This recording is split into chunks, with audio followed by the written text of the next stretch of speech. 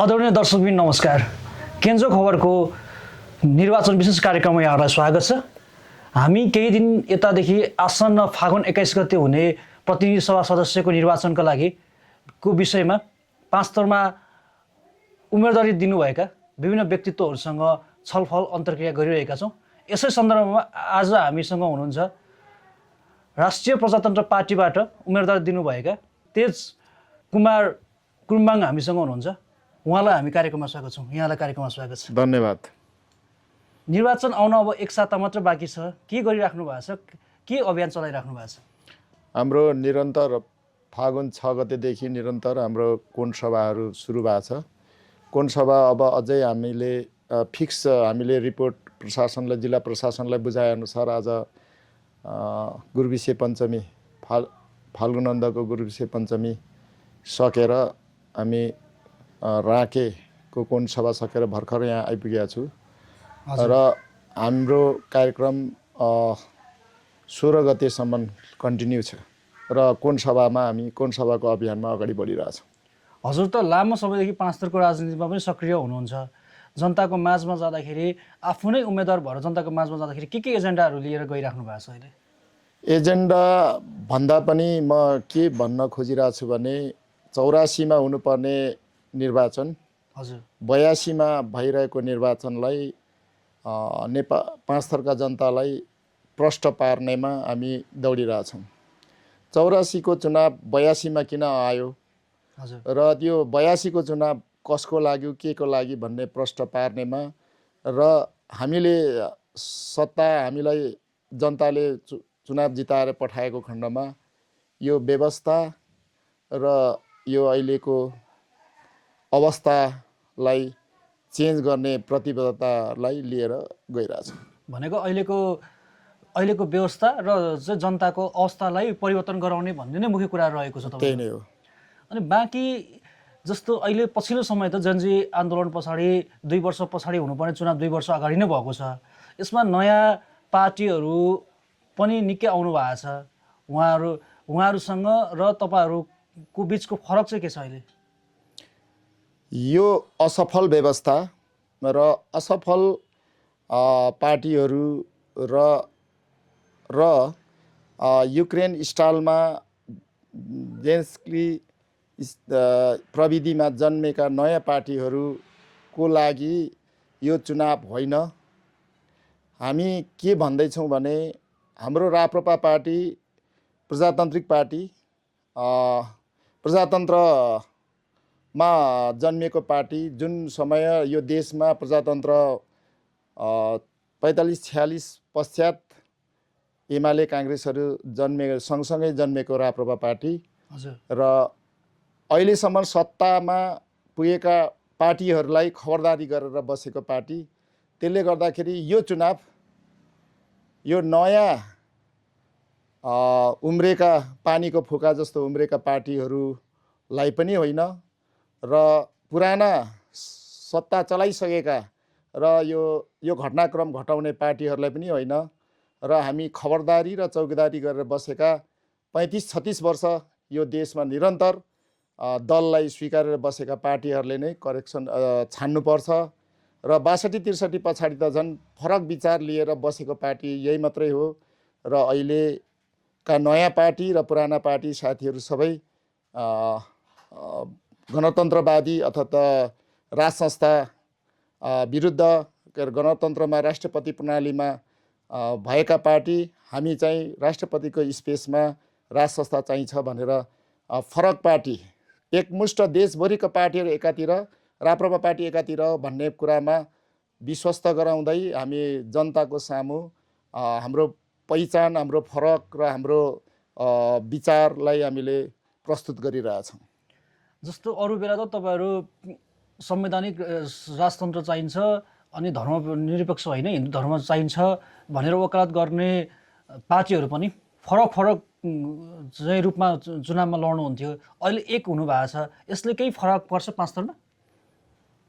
केही फरक त पर्छ नै। हामीले धेरै त होइन, अब राप्रपा पार्टीको एउटा कमी कमजोरीहरू बिचबिचमा पार्टी छोड्ने अथवा पार्टी अलग हुने, फरक हुने कुरा त छँदै थियो। त्यो युग एउटा युग चाहिँ समाप्त भइसकेको अवस्था हो। अब त्यो बेलाको जुन दम्ब बोकेका बुढा नेताहरू, हाम्रा शीर्ष नेताहरू, संस्थापक नेताहरू चाहिँ अब उहाँहरूको समयले उहाँहरूले अब त्यो एक्टिभिटीमा जानुहुन्न। अब नयाँ जेनेरेसन आइसकेको छ र पार्टी फुटको नोक्सान पार्टीले र जनताले अथवा पार्टी कार्यकर्ताले भोगिसकेको छ र नेताहरूले पनि भोगिसकेको छ। त्यो अवस्था हुने छैन र तपाईँले भन्नु खोजेको फरक त अनेकमा एक हुनु त अब एकतामा बल हुन्छ बल पहल हुन्छ र त्यसमा फरक आउँछ नै।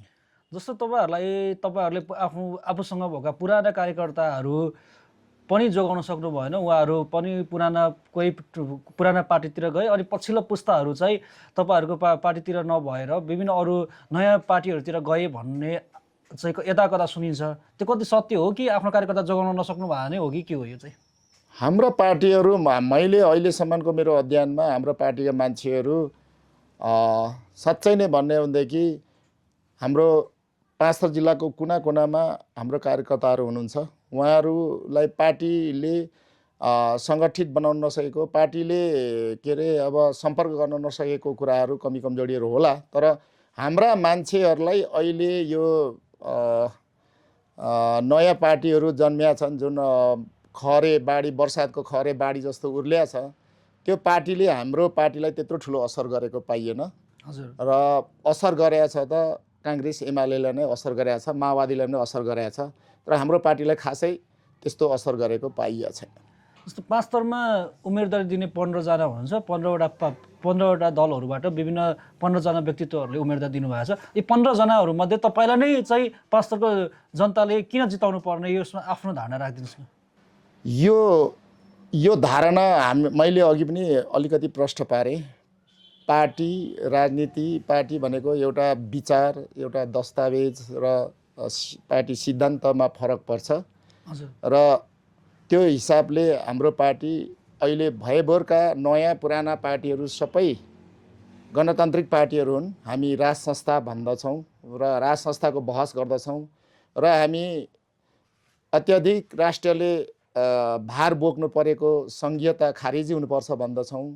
र यो देश धेरै भनौँ न 125 जात जाति 123 भाषाभाषी भएको देश र विभिन्न धर्म संस्कृति संरचना अर्थात् किराँत बौद्धहरू मिलेर बसेको देश। हिजो हिन्दू राष्ट्र थियो, अहिले धर्मनिरपेक्ष बनाइएको छ। त्यसले गर्दाखेरि धर्मसापेक्ष के अरे सर्वधर्म सर्वभौम धार्मिक स्वतन्त्र सहितको हिन्दू राष्ट्र हुनुपर्छ भनेर भन्छौँ। र राजनीतिक विचारमा यो तीनटा कुरा हाम्रो फरक छ। र अहिलेको माहौल भनेको हामीले भन्दै गरेको राष्ट्रपति प्रणाली फेल खायो, अर्थात् यो व्यवस्था फेल खाएको कारणले, यो व्यवस्थाले देश सही ठाउँमा नगएकै कारणले, अथवा नराम्रो भाषा भन्ने हो भने भ्रष्ट शासक र भ्रष्ट व्यवस्थाको कारणले जेनजी आन्दोलन भएको हो। र यो भ्रष्ट शासक र भ्रष्ट व्यवस्थाको लागि नै हामीले राप्रपा पार्टीले खबरदारी गर्दै आएको थियो र आन्दोलन पनि थियो। जेनजी आन्दोलनभन्दा अगाडि विभिन्न हाम्रो आन्दोलनहरू छ।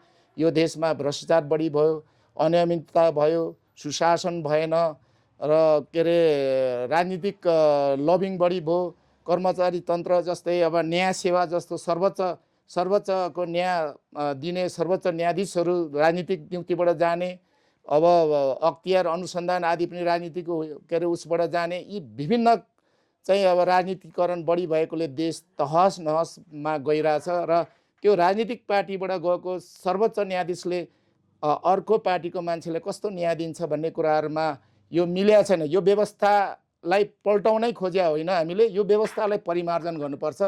यो व्यवस्थालाई के अरे सुसज्जित बनाउने ढङ्गले र यही व्यवस्थाभित्र कुनै पनि संस्थालाई कुनैलाई पनि पाखा राख्नु हुँदैन कि त्यो पाखा राखेको जुन कुरा हो त्यो राज संस्था, त्यसलाई यो संविधानभित्र अटाउनुपर्छ भन्ने बहसमा हाम्रो अहिले भन्दै गरेको भ्रष्ट अथवा सुशासन भएन, भ्रष्टाचार अति भयो भनेर हामीले उठाउँदै आएको नाराले नेपाली जनतालाई उकुस मुकुस भएको थियो।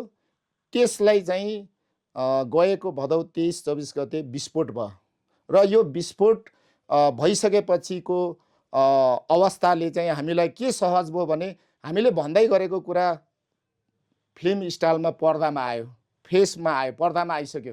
त्यो चाहिँ अब उहाँहरूले देखिसक्नु भएको छ। काङ्ग्रेस एमाले सरकारमा थिए, प्रतिपक्ष माओवादी थियो, अहिले उहाँले लाजाले गर्दा माओवादी नामै चेन्ज गर्नुभएको छ। त्यसले गर्दाखेरि अब चाहिँ हामीले भन्दै गरेको यो फागुन 21 गतेको चुनाव न जेलेन्स्की स्टाइलमा जन्मेको के अरे पार्टीहरूको लागि हो, न हिजो सत्तासीन सदाभर सत्ता चलाइरहने पार्टीहरू यिनीहरूको लागि होइन। अब देश राष्ट्र संस्था अथवा नेतृत्व, देशको अभिभावक चाहिन्छ र यहाँ धर्म संस्कारको लागि, संस्कृतिको लागि राष्ट्रिय के अरे हिन्दू राष्ट्र चाहिन्छ र यो देशलाई 27 खरब ऋण पुगिसक्यो कि ऋण ल्याएर, विदेशी ऋण ल्याएर जनतालाई ऋण बोकाएर सङ्घीय सरकार चाहिँ यो देशको लागि ठुलो आर्थिक भार परेको छ, यो देशले धान्न सक्दैन भन्ने बहस, हाम्रो बहसमा जनताहरू कन्भिन्स भएको छ। त्यही कारणले अब यो चुनावको हामीले यो चुनावमा चाहिँ हाम्रो कुरालाई जनताले बुझेर हामीलाई नै सम्बोधन गर्छ भन्ने कुरामा हामी 100% विश्वस्त छौँ। जस्तो अब तपाईँले व्यवस्था परिवर्तनकै कुरा गरिराख्नु भएको छ, व्यवस्था परिवर्तन गर्नलाई चाहिँ 2/3 भन्दा बढी सांसदहरूको आवश्यकता पर्ला। यसमा अहिलेको स्थितिमा राप्रपाले त्यो सहज खालको बहुमत प्राप्त गर्ला? त्यो तपाईँले भन्दै गरेको कुरा, यो व्यवस्थामा, यो व्यवस्था नै अप्ठ्यारो व्यवस्था। यो व्यवस्था जुन छ 2/3 सांसद आउन सक्दैन, त्यो कुरामा हामी सहमत छौँ है।